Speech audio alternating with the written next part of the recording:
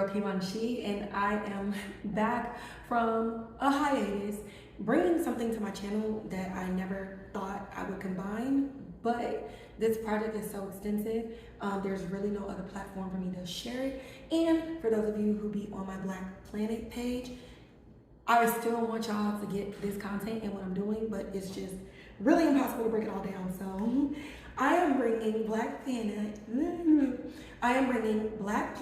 to my main YouTube page. So at this point, it's time to just, understand that Kivonshe and plants is me.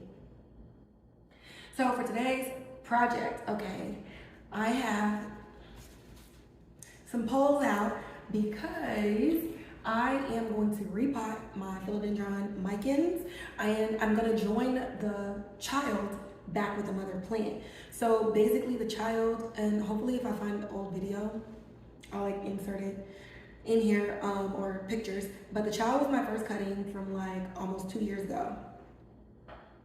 January 2022. No, for not even 2 years ago, 18 months. And it is just out of control. And I'm moving and I want to be able to consolidate a lot of my plants. So a lot of my plants have already just over time, they either, self-identified to be in the trash, or I've chopped some up and then got rid of the rest. So maybe I'll cut some nodes, whatever, and then just throw the main plant away. But I have them down to where I can get it in about 3 boxes. With traveling with this one,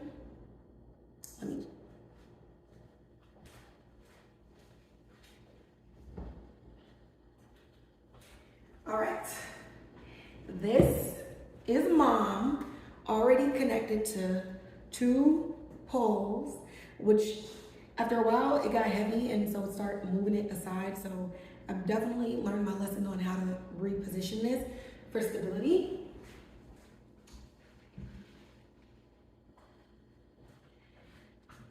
And the child. And this, I have to wrap it on itself. I'll insert some video to show you exactly how long it is, but it's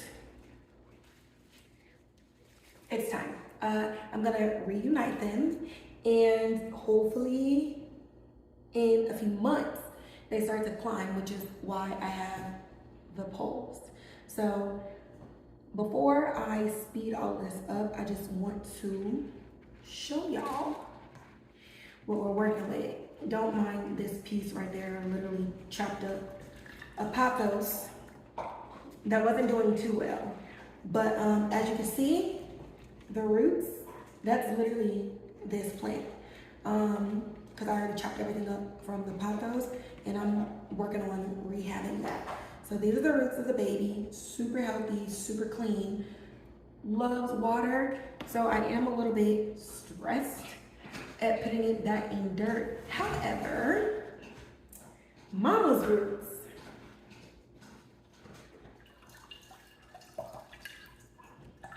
she's doing fantastic. She's very thirsty.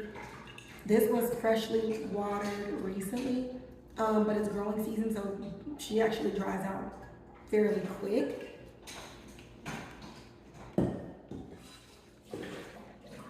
Anyways, she dries out fast because she's growing.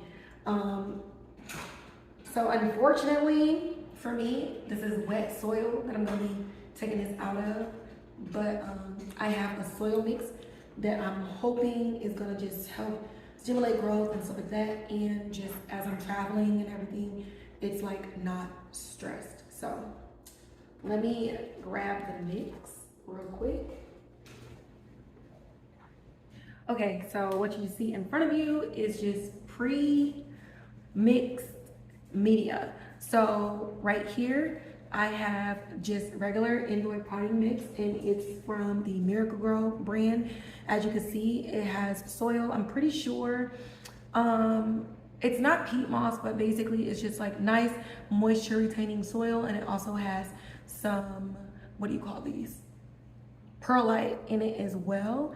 So this is gonna be the base and the main thing, because while we want aeration and we want oxygen to be able to hit the roots, we want the roots to, not be thirsty all the time. We also got some sphagnum. I love this because not only does it create aeration, but when it is wet, it retains moisture for a long time too. So the watering cycle is gonna be a little bit less. Here we got some more perlite. Again, we want everything to be dense in there, but we want this to be able to have oxygen flow in there, as well as when you're watering the plant, you want to create like little areas where the water can easily drain and not like get stuck in there. And then we have our bark, and this bark is also mixed with like bigger chunky pieces of perlite. There are some pieces of charcoal in here. Some are small, some are a little bit larger. But again, this just helps everything breathe. Normally, if I was like repotting a plant that was like an aroid plant, so like monsteras or plants that don't like to be wet, like snake plants, stuff like that, I would use the majority of like bark with, you know, some dirt. But this is not one of those plants, so I'm gonna go ahead and mix all of this up, and we're just gonna speed everything up, and you could just literally watch me do what I love to do. Okay, so here I am just mixing everything together, and honestly, it's super therapeutic just to get my hands in some dirt. So first, we're just gonna go ahead in here and try to untangle this Micans that was in there. So like one thing that I like about leca is the fact that the roots will literally wrap themselves around it. However, you know, when it's time to change things up, it can be a little bit of a headache to come out, but not as much as dirt child. Because the roots of the mother plant is coming out the bottom, as you saw, I had to cut the plant itself. On some of them, anything that looked like it was rotted or anything like that, I cut it off. Or if there was like any knots preventing me from pulling it all out, I went ahead and did that. Now, unfortunately, I found out the hard way that the stick, the wood piece inside, like rotted inside of the soil. Based on the soil, it wasn't anything that was new or anything that spread out. It was localized in one location, and I'm pretty sure it's because once those roots started coming out the bottom of the pot, I just did the water method, or where you basically use a reservoir, allow the roots to soak it up, and then it'll just feed the dirt and the roots from the bottom. Because it's actually wood, and on these poles it's not treated wood, I'm definitely not gonna do that. I'm just gonna water from the top only, and then just let my dirt get dry in between each watering. That way it can last a long time. And honestly, this plant has already been like potted up like that for well over a year. But I'm hoping I don't have to deal with that again. Anywho's, this was hell trying to like tingle and find different notes to stick on there. So I just went with God and went with what potentially could look good.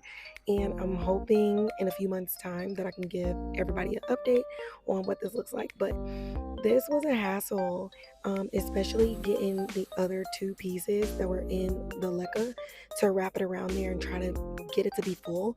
But fingers crossed that this turns out well, because baby, she gave me a time. And here I'm just adding some slow release fertilizer to make sure that she's well fed. All right, guys, so that task took me 1 hour, 18 minutes to include cleanup. Definitely the biggest project I've done since doing this the first go around. In the process of cutting off one of the tails of the zip tie, I accidentally cut off like a little leafy branch. So added these little babes to my Scindapsus. So hopefully they root. Honestly, Micans are like one of the easiest plants to just propagate. Like, it's the easiest thing ever.